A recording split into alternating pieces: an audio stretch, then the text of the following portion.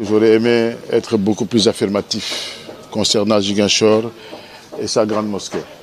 Je ne reviendrai pas sur le sermon de l'imam Ratib, ni sur les déclarations des hommes politiques. Je fais remarquer simplement en tant que Ziguinchorois de naissance et membre de la diaspora, j'ai eu à constater aujourd'hui quelque chose qui me désole. En ce jour aujourd'hui de fête et de pardon, je dois vous avouer que je suis en colère. En colère contre moi-même d'abord. Parce que ce n'est pas la première fois que je quitte Paris pour venir prier à Ziguinchor. Et 3 fois de suite, j'ai pris à visage découvert, à même le ciel, et aujourd'hui dans une hutte. Je vous demande de filmer ça et de montrer ça au monde. À Ziguinchor, la grande mosquée de Ziguinchor, aujourd'hui là où siège l'imam Ratib de Ziguinchor, on prie dans une hutte. Voilà ce qu'on a ici à Ziguinchor. C'est une honte. Je suis révulsé. Je n'ai jamais prié dans un lieu de culte aussi moche, je dois le dire. Je pèse mes mots. Et je suis très en colère. La responsabilité nous incombe à nous tous. Fils de Ziguinchor d'abord. Aux autorités également. J'ai entendu le représentant du maire dire qu'ils ne sont pas concernés parce que c'est un monument classé. Mais des foutaises. Classé pour qui et pourquoi?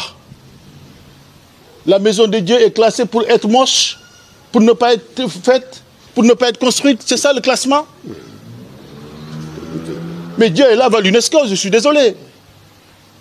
Depuis combien de mois, depuis combien d'années cette mosquée-là est soi-disant en construction? Mais que n'ont-ils utilisé cet espace-là pour nous mettre en place un chapiteau moderne dans lequel on peut prier? On n'a pas forcément besoin d'une construction en dur pour prier dans de bonnes conditions. Soyons sérieux.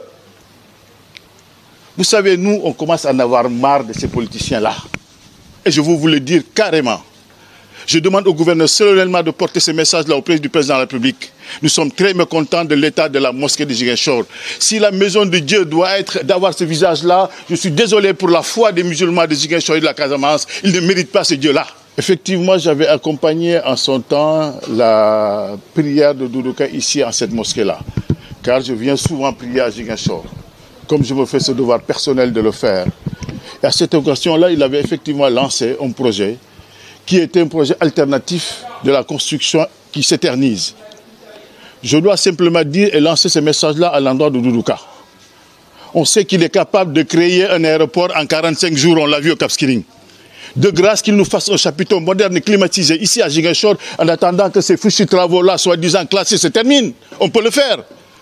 Juste cela, je reviendrai aussi sur les Ziguinchorois que nous sommes. Il faut que nous prenions nos responsabilités. Montons une fondation et commençons à cotiser comme tous les fidèles. Nous sommes d'abord des fidèles avant même d'être des citoyens. Voilà. Prenons nos responsabilités. Montrons aussi à la citoyenneté, à l'État, ce qu'il convient de faire, nous, en tant que citoyens. Cotisons-nous, montons une cagnotte. Commençons à mettre des choses en œuvre. Et l'État pourra nous suivre. Je demande solennellement au gouverneur de pousser l'idée de cette fondation de la reconstruction de la mosquée, la grande mosquée de Ziguinchor. Cette mosquée-là a suffisamment de représentants dignes de foi pour pouvoir conduire ces travaux-là. On a bien vu comment Chérif Al-Mami se démène.